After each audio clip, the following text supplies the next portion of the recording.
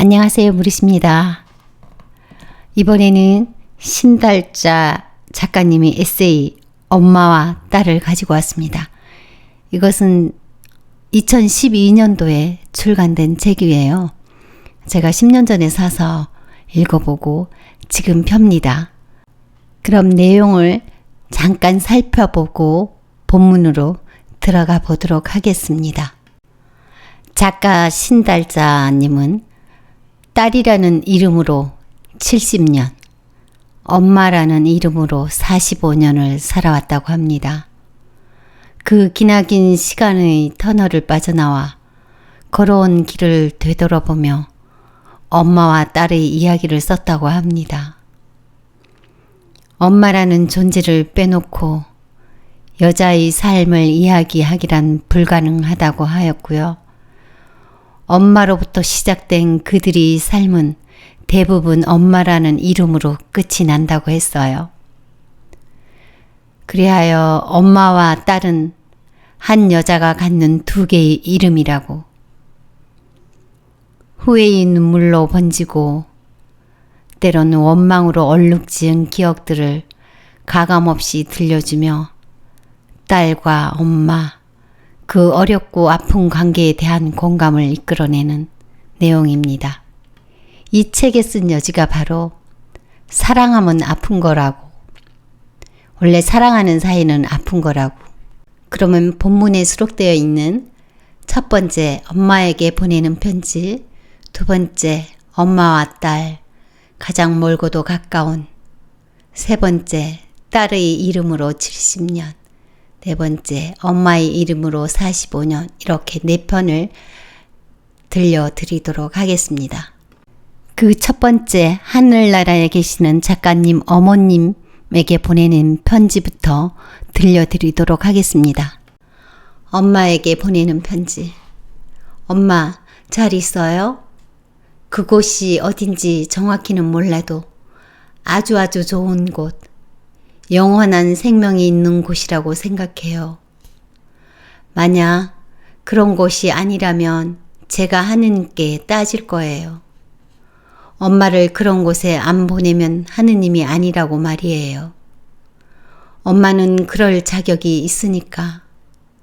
살아생전에 복이라고는 엄마 손을 거친 적 없이 다른 사람에게 나누어 주기만 했으니까. 엄마는 아마도 영원히 최상의 나라에서 살기 위한 큰 분의 계획이라고 저는 생각하고 있어요. 엄마, 저를 떠난 지 35년이 돼가요. 그러니까 제가 엄마 없이 35년을 살았다는 이야기가 됩니다. 말도 안 돼요. 그렇게 세월이 흘렀다니요. 이제 알겠네요. 제가 왜 그렇게 아팠는지, 왜 그렇게 외로웠는지, 왜 그렇게 위로받지 못했는지, 어쩌면 그렇게도 가슴이 터지게 하렸는지요. 그 이유는 단 하나, 엄마가 안 계셨기 때문이에요. 엄마가 눈 감을 때 전 알았어요. 아, 이제 일방적으로 저를 사랑해 줄 사람은 우주 안에는 없다고요. 그러니 제가 그토록 아팠지요. 생각하면 지금도 저는 엄마 미안해 이 말을 하고 또 해야 해요. 큰절을 1000만 번이라도 하면서 속죄를 해도 시원치 않을 딸입니다. 왜 그렇게 못되게 굴었는지 모르겠어요. 단 한 번도 고분고분 말하지 않았어요. 엄마가 안 된다는 것은 정말 다 아닌 것인데 엄마 말을 귀뚱으로 들어 제 인생이 더 절뚝거렸다고 생각해요. 엄마에게는 누구보다 제인인 제가 엄마에게 해야 할 말은 이 세상을 덮어도 모자랄 겁니다. 제 몸을 세우는 비타민은 바로 늘 엄마에게 말하면서 일하는 거예요. 눈앞에 엄마가 있는 것처럼 엄마, 나 강의하고 왔어. 너무 힘들었어. 그렇게 말하면서 피곤을 잊기도 해요. 며칠 지난 국에 밥만 말아 혼자 먹을 때도 그치, 엄마, 이렇게 먹으면 안 되는데 이런 악식을 하지 말아야 하는데 엄마가 잘 먹으라고 했는데 엄마 냉장고에 가득 음식을 넣어두고 또 국에 밥만 말아 먹고 있는 거 보기 싫지? 혼자 그렇게 엄마에게 말하면 밥이 그래도 잘 넘어가요. 하루 종일 일하고 집에 와 쓰러지듯 침대에 누우면 그때도 엄마 속상하지? 하면서 온몸이 땅에 녹아내릴 듯한 피로를 견딘다니까요. 엄마 손잡는 것보다는 못하지만 그래도 엄마 두어 번 부르기만 해도 견딜만 해요. 저는 한때 엄마가 너무 싫었어요. 양머리를 안 하고 비녀를 꽂은 채 친구들 앞에 나타나는 것도 싫었어요. 그래서 제가 만약에 딸을 낳으면 저는 근사한 엄마가 될 거라고 생각했어요. 우리 엄마가 얼마나 근사한 여자인 줄 모르고 그딴 얌체 같은 생각을 했던 거예요. 엄마는 이 세상에서 가장 멋있는 엄마예요. 온몸을 바쳐 자신의 인생을 제대로 살아보려고 안간힘을 썼는데 참 운명은 야박했어요. 엄마는 엄마의 꿈을 반쪽도 이루지 못하고 너무 빈곤한 처지에서 눈을 감았어요. 그것도 제가 가장 불행했을 때, 아니 식어가는 엄마 손을 잡을 어떤 힘도 없을 때, 그때 엄마는 제 곁을 떠났습니다. 이 세상에서 가장 불쌍한 여자 나오라고 하면 달자가 걸어 나올 것 같다. 말씀하시고 며칠 안 된 날에 눈을 감으셨으니 제 어찌 그 한을 감당하겠어요, 엄마. 제가 엄마를 용서할 수 없는 것은 이거 하나예요. 어떻게 저에게 엄마가 가장 필요할 때 가실 수 있었는지요. 그러나 엄마가 절 용서하지 못할 것은 너무나 많아요. 제가 잘못 살아서도 그렇지만 단 한 번도 엄마의 외로움을 알지 못했어요. 엄마가 여자라는 것도 몰랐어요. 엄마는 그저 욕하고 소리 지르고 빨래하고 밥하는 사람으로만 알았어요. 엄마에게도 그리움이 있다는 것을, 엄마에게도 성욕이 있다는 것을 전 몰랐어요. 미혼일 때는 물론이고 결혼하고 아이를 낳고도 엄마의 여성성에 대해 고민한 적이 단 한 번도 없어요. 저녁나절 혼자 술 한잔 마시면 왜 술이야? 정말 보기 싫어 했던 거 엄마 기억하죠? 아, 왜 그때는 몰랐을까요? 엄마 깊은 한숨을 몰아쉴 때도 그랬어요. 왜 또 한숨이야? 그렇게 엄마를 핀잔만 했어요. 엄마 미안해요. 정말 죄송해요. 딸이 무슨 소용이 있어요. 정작 엄마의 가장 속 깊은 마음을 들여다볼 줄 모르는 딸. 그게 무슨 소용이에요? 엄마가 술을 마시며 부르던 그 아리랑 노래. 엄마, 지금 그 노래 제가 불러요. 앞 강물 흘러 넘치는 물로도 떠나는 당신 길을 막을 수 없거든. 이 내 몸 흘리는 두 줄기 눈물이 어떻게 당신을 막으리요. 엄마가 부르던 노래를 제가 불러요. 흐르는 강물을 막을 수 없듯이 내 두 눈에 흐르는 두 줄기 눈물을 누가 막아주리요. 라는 그 노래를 엄마, 나는 딸들도 모르게 불러요.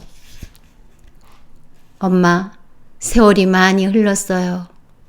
놀라지 마세요. 엄마, 제가 이른이 되었어요. 어머나, 저도 놀라겠네요. 제가 이른이니 엄마 돌아가실 때보다도 나이가 많아요. 그러나 엄마, 이젠 걱정 마세요. 제 딸들도 잘 살고 있고 성당에도 잘 나가고 아이들도 잘 기르는 훌륭한 여성이 되어 있어요. 엄마가 아들 낳으라고 하나만 더 낳아라 하던 막내딸도 잘 살고 있어요. 엄마가 보면 달자도 이젠 복이 많구나 하실 거예요. 사이들은 또 얼마나 좋은데요. 아주 근사해요, 엄마. 제 건강이 좀 시들시들하지만요. 그냥 버틸만 해요. 엄마, 꼭 이럴 때 엄마가 해주는 청국장찌개나 칼국수를 먹으면 그러면 제 병이 모두 나을 것 같아요. 먹어라, 먹어라, 자, 한 숟가락만 더 먹어라 하시던 그 목소리까지 내가 먹을 수 있다면 지금 날 수 있을 것 같아요, 엄마. 때론 혼자 울어요, 엄마. 옛날에 엄마가 다락방에서 혼자 울었듯이. 그리고 그 다음날 얼굴이 퉁퉁 부어있는 걸 보면 너무 놀라워요. 꼭 엄마 닮았어요. 나 엄마 닮은 거 싫은데 너무 닮았어요. 그래서 알아요. 늘 부어있던 엄마의 얼굴. 이제 알아요. 늘 밤에 울었다는 거를요. 엄마, 그러나 이젠 울지 않아요. 오늘 하루, 오늘 한순간을 행복해하며 살 거예요. 그것이 엄마가 바라는 거니까요. 엄마, 저에게 시간이 얼마나 남았는지 모르지만 순하게 살다 갈게요. 엄마에게 그래, 잘 살았다 라는 말 들으며 눈 감을게요. 행복하게, 유쾌하게 인생의 마무리를 지으며 잘 살게요. 두 번째로, 엄마와 딸, 가장 멀고도 가까운. 어느 모임에서 이 세상에서 가장 가까운 관계는 무엇인가? 라는 질문에 절반은 부부, 절반은 엄마와 딸이라고 답했다. 가족 중에는 아빠와 딸도 있고 엄마와 아들도 있지만 엄마와 딸의 관계는 부부라는 무천의 관계와 같다는 결론이 나왔다.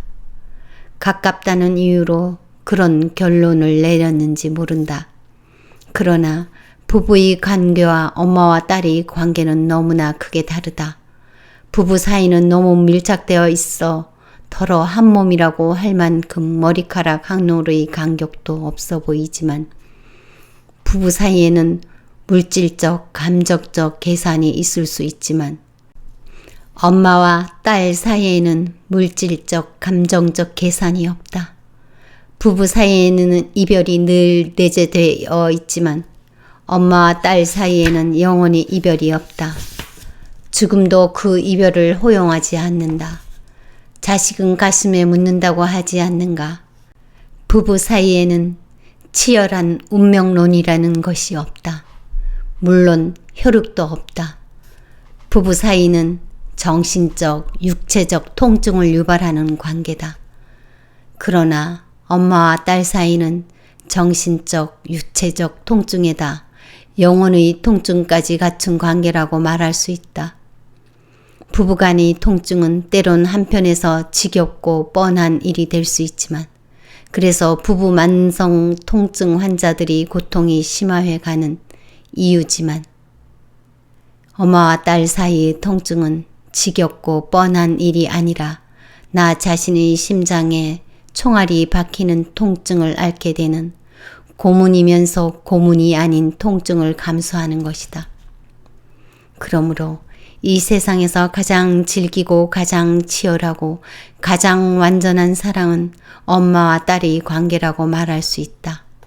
이렇게 완벽한 하나의 관계에 놓이면서 엄마와 딸은 이 세상에서 가장 다정한 모녀간이 된다. 그러나 이 다정함에는 수천 개의 감정이 숨어 있다. 그리고 본능이 우뚝 서 있다. 엄마와 딸 사이는 간단한 관계가 아니다. 미워하고 사랑하고 창피해하고 자랑스러워하고 아픈 곳을 핥히고 무자비하게 상처를 주고 다시 그 상처를 어루만지기 위해 필사적으로 노력하며 빌고 미안해하고 울고 불고 통곡도 마다하지 않는다. 눈물이야말로 엄마와 딸 사이에 핏빛으로 흐르는 강물이다. 격렬하게 분노하고 격렬하게 싸우고 그리고 격렬하게 몸을 다 바쳐 사랑한다. 부부도 싸우고 엄마와 딸도 싸운다. 부부도 서로 무시하고 얕보고 벌레 취급까지 하면서 인간의 선을 넘는 강도 높은 말로 골수에 사무칠 막말을 한다. 싸우고 있기 때문이다. 엄마와 딸도 서로 무시하고 내까지 게 뭘 한다고 하는 선을 넘는 막말에 치닫지만 엄마와 딸은 부부보다 쉽게 말들의 내용에 대해 잊어버린다. 엄마와 딸은 의견을 달리한다. 격렬하게 거부하기도 하는데 어느새 다시 격렬하게 뭉치면서 오히려 주변을 놀라게 하기도 한다. 서로 상처를 사금팔이로 찌르듯 하지만 또한 가장 부드러운 송으로 치유하는 것이 엄마와 딸이다. 엄마의 말이 혹은 딸의 말이 심리적으로 심각한 상처로 남는다고는 하나 부부보다는 오래가지 않는다는 이야기다. 부부관계는 치명적으로 고통을 줄 때 심장에 문신을 새긴다는 말도 있다. 그렇지만 엄마와 딸은 부부관계보다는 훨씬 농도가 짙고 뼈까지 시린 관계라고 하면 맞지 않을까? 부부처럼 한 몸이 된 것이 아니라 이미 한 몸에서 같은 성으로 출발한 관계이므로 엄마와 딸은 왜 그 어떤 관계보다 복잡하고 예민하며 죽도록 사랑하는 관계인가? 그것은 아마도 엄마는 딸이, 딸은 엄마가 자기 자신이라고 생각하고 있기 때문이 아닐까? 독립성이 없는 두 가지 생이, 두 가지 얼굴이 겹쳐지면서 자신이 싫듯 싫어하고 자신이 안쓰럽듯 안쓰러워하는 것 말이다. 그것은 엄마 속에 딸이 있고 딸 속에 엄마가 존재하고 있기 때문일 것이다. 그러므로 엄마는 딸의 잘못을 그냥 지나치지 못하고 딸도 엄마의 약점을 아무렇지도 않게 넘어가지 못하는 것이다. 생리적으로 현실적으로 여자, 딸 그리고 엄마라는 공통 이름을 가짐으로써 서로 바라보고 생각하고 행동하는 것이 같기 때문일 것이다. 엄마가 가난할 때, 병들었을 때, 사람들에게 인정받지 못할 때, 외로울 때 딸은 신경질 나고 우라가 치민다. 비로소 엄마가 죽었을 때 엄마의 고통과 시련이 100배로 가슴을 누른다. 그때 똑똑히 엄마의 상처와 눈물 젖은 가슴이 보인다. 딸이 가난할 때, 병들었을 때, 사람들에게 인정받지 못할 때, 외로울 때 엄마는 딸의 고통보다 1000배로 앓는다. 온몸이 찢어지는 아픔을 사겨내는 것이다. 이 세상에 엄마라는 존재의 소화력보다 더 큰 것이 어디에 있겠는가? 슬픔의 뼈까지, 눈물의 뼈까지, 고통의 뼈까지, 천둥도, 벼락도, 폭풍도, 폭우도 다 가슴으로 사겨내면서 침묵하는 이 세상의 엄마들. 바로 딸의 행복을 온몸으로 빌고 있는 것이다. 엄마는 딸이며 그 딸은 다시 엄마가 된다. 세 번째, 딸의 이름으로 70년. 엄마에겐 무조건 미안하다. 엄마가 눈을 감을 때 제일 큰 걱정은 아빠였다. 네 애비는 나 죽고 일주일 안에 죽어야 한다. 아마도 빈털터리가 된 아빠가 자식들에게 구박이나 받지 않을까 걱정했을 것이다. 그런데 아빠는 엄마 가시고 18년을 더 사셨다. 아마 엄마가 죽어서도 기절할 일이다. 빈털터리로 인간의 마지막 자존심까지 다 박살나고 돌아가셨다. 아빠는 말했다. 네 엄마는 독했다. 내가 말했다.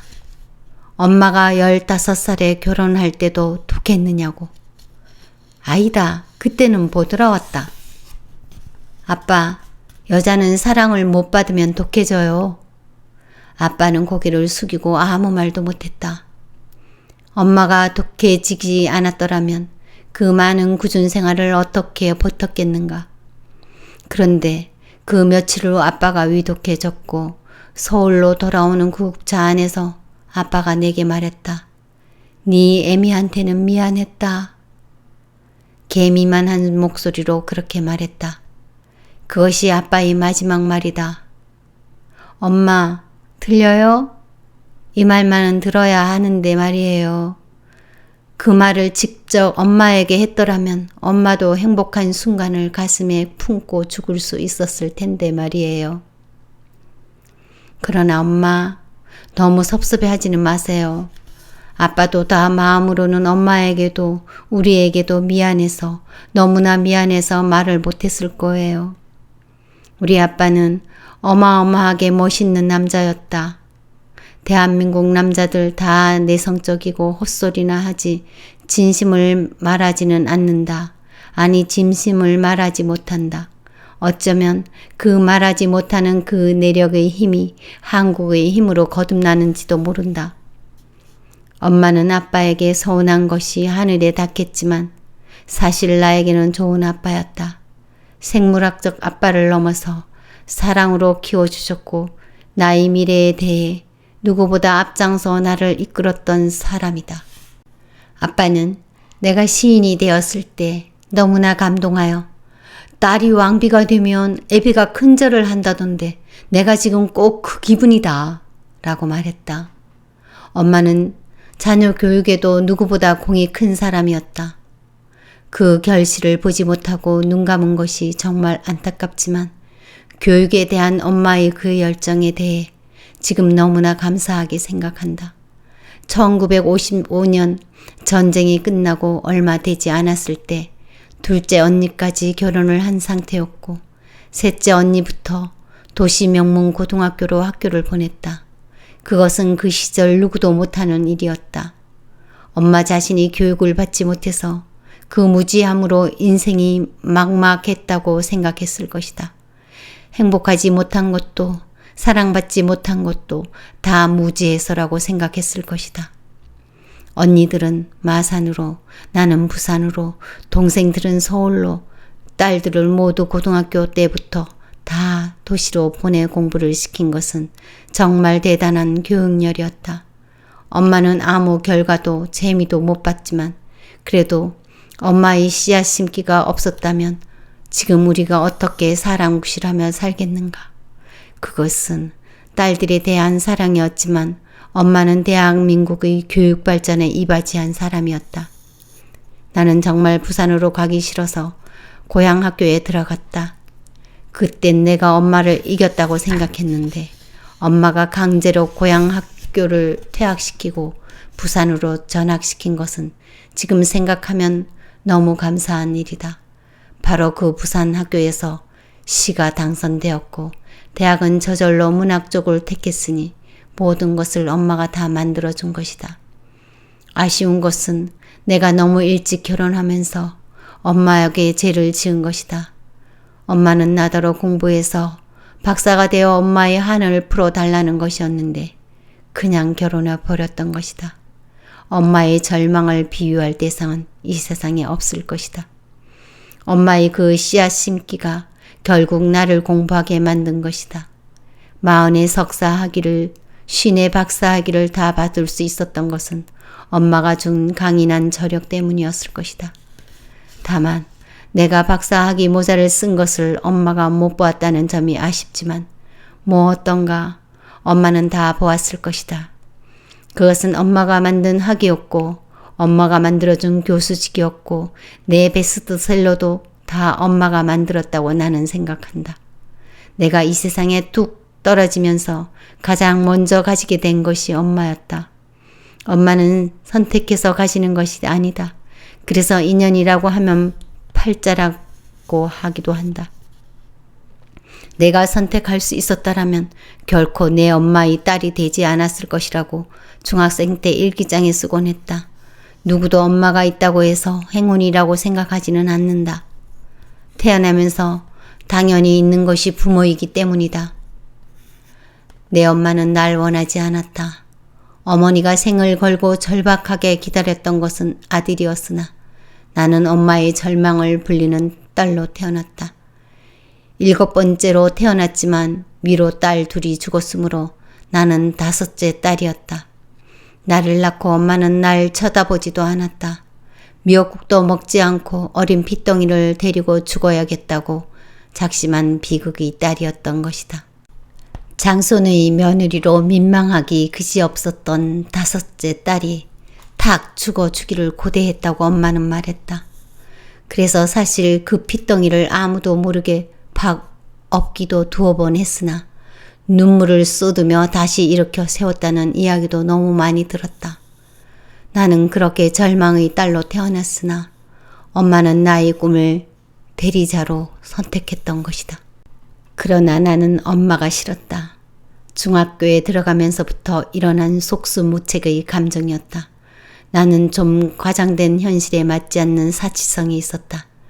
나는 엄마가 서슴없이 욕설을 하고 큰 소리를 내며 아버지와 머리를 풀고 싸우거나 험한 소리를 하는 것이 싫었다.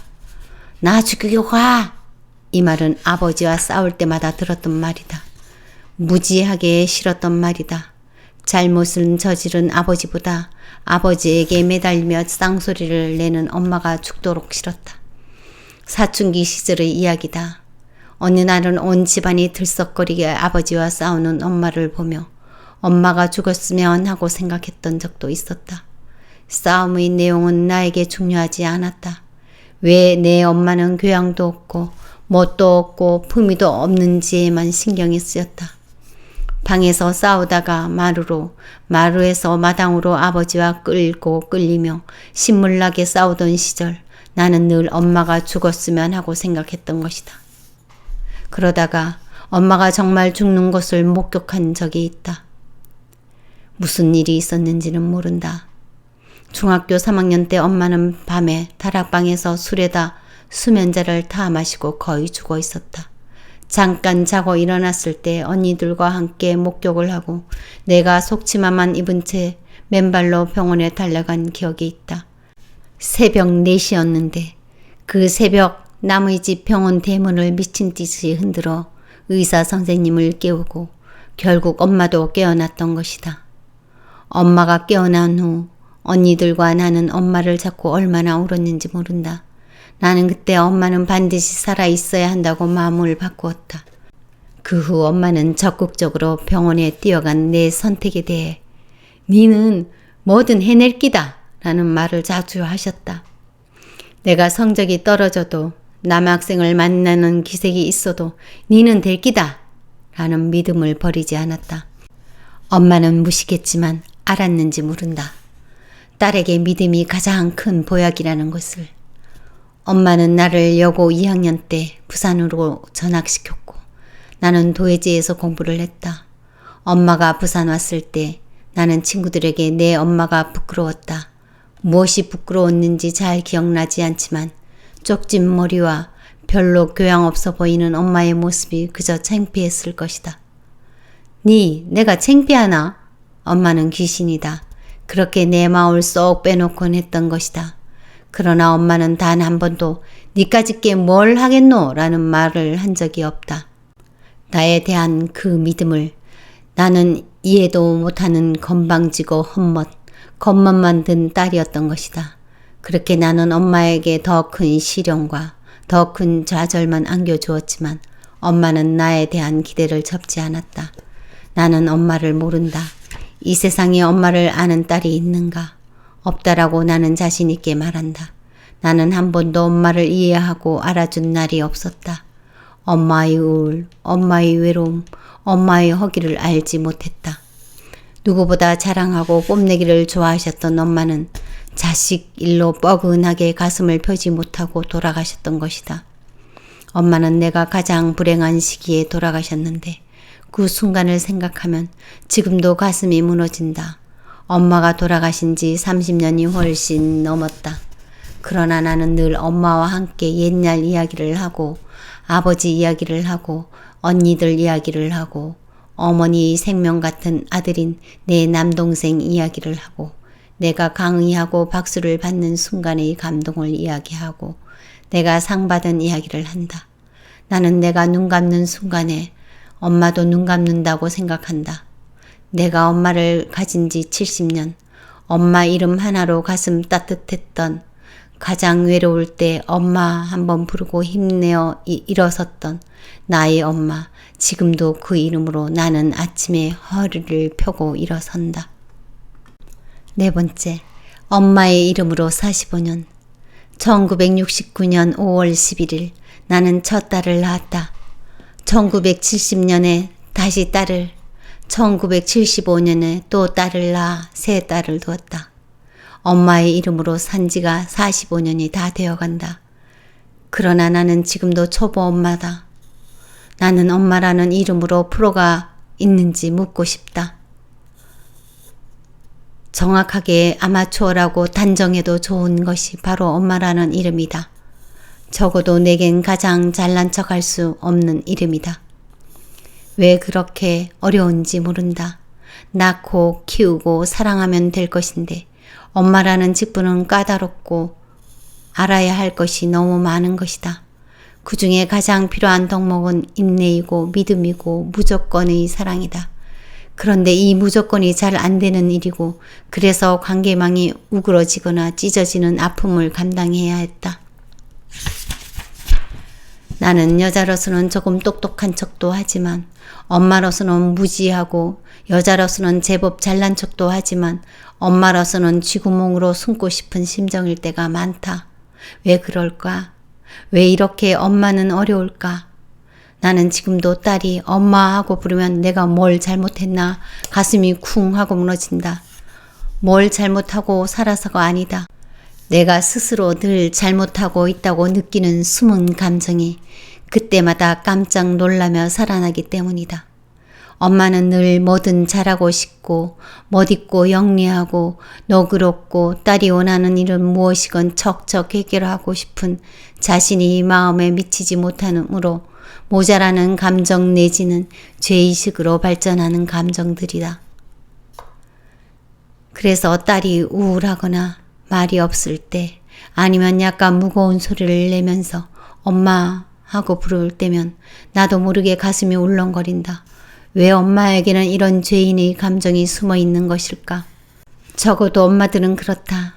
딸이 부족해하는 것, 딸이 이루지 못하는 것, 딸의 좌절감, 딸의 절망을 보는 것이 가장 견디기 힘든 일이다. 그 딸의 좌절과 절망 안에 엄마의 부족함, 엄마의 잘못, 엄마의 무지가 들어있다고 근심하기 때문이다. 얼마나 잘해주고 싶은 딸인데 모든 것이 엄마를 잘못 만나 잘못되어 가는 것은 아닌지 세상의 모든 엄마는 그렇게 생각하는 것이다. 딸이 잠을 못 자면, 딸이 코가 아프면, 목이 아프면, 어지러우면, 좋지 않은 습관을 볼 때도 나는 마음으로 말한다. 제발 날 닮지는 마라. 나는 수억 번을 그렇게 속삭였다.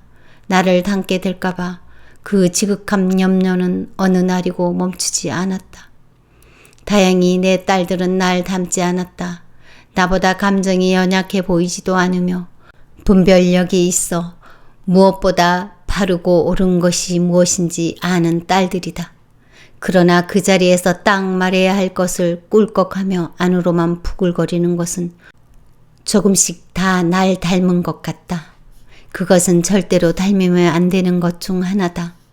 대체적으로 자기 일을 스스로 하는 것은 다행이지만 남에게 억울해도 덤비지 못하는 것은 세 딸이 똑같다. 그래서 얼마나 마음을 알았는지 나는 잘 안다. 그래서 그것만은 닮으면 안 된다고 마음으로 빌었는지 모른다. 조금의 말다툼이 있더라도 그 자리에서 딱 부러지게 하고 싶은 말을 하고 그 자리에서 화해하는 너그럽고 똑똑한 딸들이 되기를 나는 빌었다. 그것은 내가 할 수 없는 일이었다. 언젠가 교육부에서 자녀 교육 모범 사례 원고 심사를 한 적이 있다. 심사를 하면서 내내 나는 죄책감에 시달렸다. 대상과 차상을 받은 작품은 아주 특별하게 자녀 교육에 온 정성을 쏟았고 다른 작품들도 모두 날 놀라게 했다. 나는 늘 징징거렸다. 이래서 저래서 이런 환경에서 자녀 교육이 제대로 되겠느냐고, 이것만 해도 어디냐고, 그래도 대학은 보냈으니까 나는 이렇게 생각했을 것이다. 그러나 나보다 더 어려운 환경에서도 아이를 훌륭하게 키운 사람들은 얼마든지 많다. 엄마와 딸, 그리고 하버드의 기적. 책을 보면 11살 때 차 사고로 전신마비가 된 딸을 하버드 대학 최고 성적으로 졸업하게 하는 기적을 만들어낸 어머니도 있다. 나는 더 노력하지 않으면서 교만했다. 어려운 형편이었다는 핑계를 얼마나 많이 써먹으며 나는 이렇게 힘든 과정에서도 너희들을 버리지 않았다고 마음으로 교만했던 것이다. 내 딸들은 이런 나의 무모한 교만과 치기를 얼마나 듣기 싫었을까. 대체로 내 딸들은 나에게 긍정적으로 자신이 감정을 접어주었다. 엄마는 힘드니까 이 말 하나로 참아준 것이 너무 많았다. 내가 과장되게 야단을 쳐도 묵묵부답이었다. 대꾸가 없었다. 나는 죄를 지은 엄마다. 아이 말을 뚝 자르고 내 할 말만 했다. 그리고 눈물 흘리는 아이를 확신 없는 눈으로 못되고 기분 나쁜 시선으로 째려보았다. 아이의 감정 따위는 아랑곳하지 않고 내 할 말만 쏟아붓고 울었던 적도 있다.